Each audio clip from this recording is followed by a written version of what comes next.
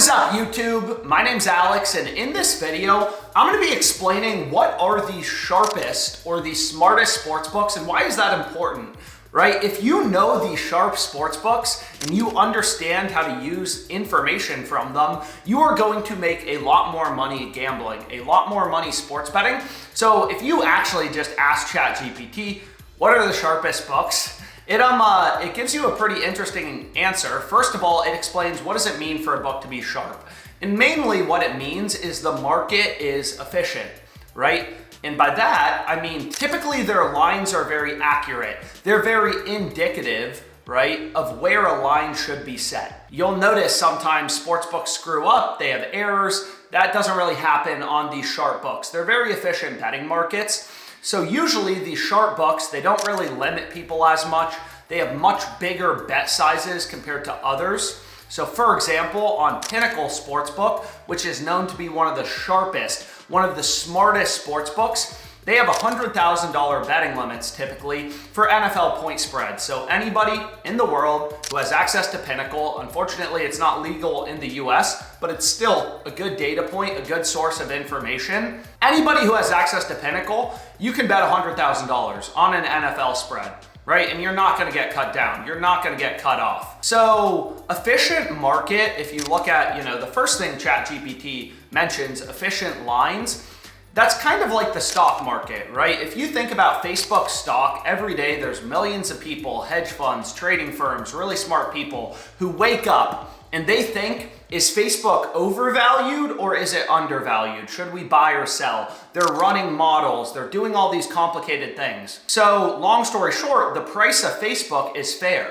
right? It's roughly fair. Wherever it's trading in the market, you're not gonna get a huge edge if you're day trading, either buying or selling Facebook, because it's a super efficient market. If there's a product update or they have a great earnings report, the stock will go up almost instantaneously and it's priced into the market. So the reason it's helpful as a sports bettor to know which books are sharp is you can use these books as data points to exploit non-sharp sports books, which are also called soft books, right? You can use the lines on Circa and Pinnacle to exploit stupid or soft books like FanDuel and BetMGM and Hard Rock.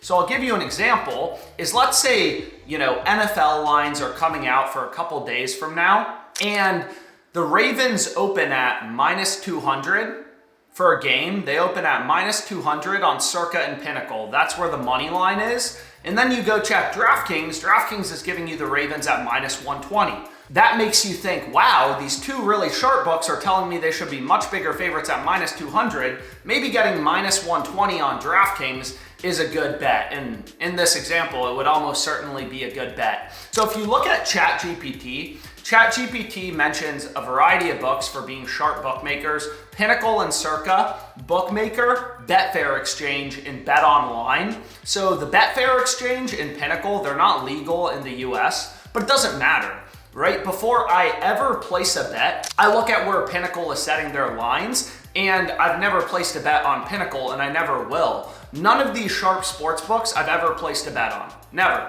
And again, in general, these sharp books are much harder to beat, almost impossible. So what I'm gonna kind of explain is different betting strategies and how I use the information provided from sharp books, right, to make money on soft books. So here's a simple example of a play that I locked in on DraftKings Pick 6, which is a fantasy app. I took Goodwin under 33.5 receiving yards, college football player prop. If you look at Bookmaker and Bettors, which again are two very sharp books, they have his line, they're like, 2/3 of his line, 33% lower. They have him at 24.5. So again, I'm not personally betting on Bookmaker or Bettors. They're really sharp, they're really hard to beat. I'm using their lines, using their markets as a source of information, and that's why I took the under on DraftKings Pick 6. I don't know anything about this player. I guess he's on Michigan. I just looked down. I don't know anything about the team, the player. I don't care. All I know is DraftKings has this line too high because Sharpbooks have this line considerably lower. Now, there is one thing I wanted to mention is what isn't really covered is Betfair Exchange. Betfair Exchange was listed as a Sharpbook. So that is an exchange. Exchanges are peer-to-peer.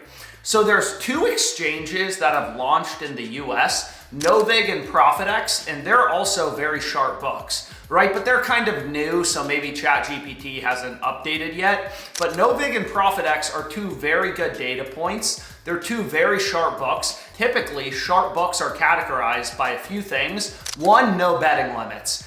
Again, these betting exchanges are sharp books, and the reason you know that is a couple things. First of all, they have no limits, right? It's peer-to-peer. So there are no limits whatsoever. You could be up $1 billion on ProfitX and they don't care, right? They take a small fee on every single bet placed. So they don't care who's winning, who's losing. They're just facilitating trading. So you may be thinking like, why would a peer-to-peer site be sharp?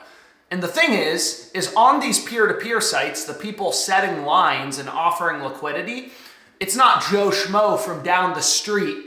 It's trading firms, syndicates, sports betting hedge funds, right? It's really smart people. So long story short, you don't really want to be trading against Morgan Stanley or Goldman Sachs because respectfully, they probably have a better model than you.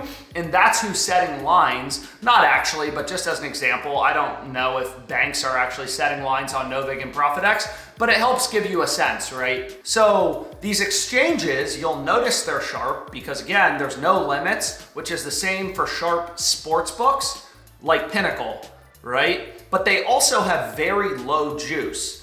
You can see for the Lions game tonight, this is a Monday night football game, Novig has almost no juice in their market. Very tight odds, very competitive markets, right? And that's another characterization of a sharp book. Typically the sharp books with big betting limits, right, that are pretty smart, they have pretty accurate lines, they're lower juice compared to recreational books that focus more on, people trying to bet parlays and stuff like that. So these books are very, very, very low juice. What's the difference between a sports book and an exchange? When you're betting against Circa, right, if you lose money, Circa makes money. You're betting against the house still. On these exchanges, it's peer-to-peer. So what you need to consider on these exchanges is liquidity. Because sometimes, right, if no one else is setting lines for something, it's just not a very accurate market. So in that scenario, I don't really use Novig and ProfitX as data points, but when it comes to Monday Night Football, you'll notice on Novig as well as ProfitX, they have pretty tight markets and there's a lot of liquidity. In other words, you could bet a lot of money at those prices. So as the market becomes more liquid, more efficient, and there's more trading volume, you get, basically the books become sharper. The more efficient a market, the sharper the book. Markets reflect information. So how do you use all this knowledge to make money on sports books, right? So I'll give you an example of a bet that I placed for tonight. I took the Ravens kicker to go over 1.5 field goals at plus 105 on Fliff. So Fliff was crossed or arbitrage with ProfitX. 1.6K in liquidity, I think it was. So a lot of liquidity. So the information's very active. There's information, in a market that has thousands of dollars in liquidity. So basically Fliff was crossed or arbitrage with ProfitX. So by definition, one of these two bets has to be profitable because it's an arbitrage opportunity.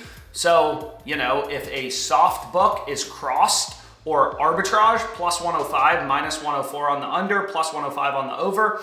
If a sharp book is crossed with a soft book, almost always the value, the profitable bet or the positive EV wager is going to be on the soft book, which in this case would be him to go over at plus 105, and that's the bet I actually locked in. So I'll give you another example, right?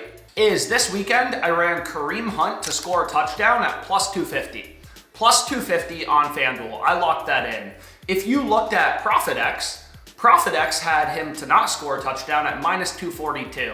So this was an arbitrage opportunity. All books set their own odds. So ProfitX and FanDuel were so out of sync that you could bet on Hunt to score a touchdown on FanDuel, him to not score a touchdown on ProfitX at minus 242, and guarantee a risk-free profit, right? You could arbitrage bet this to make a risk-free profit.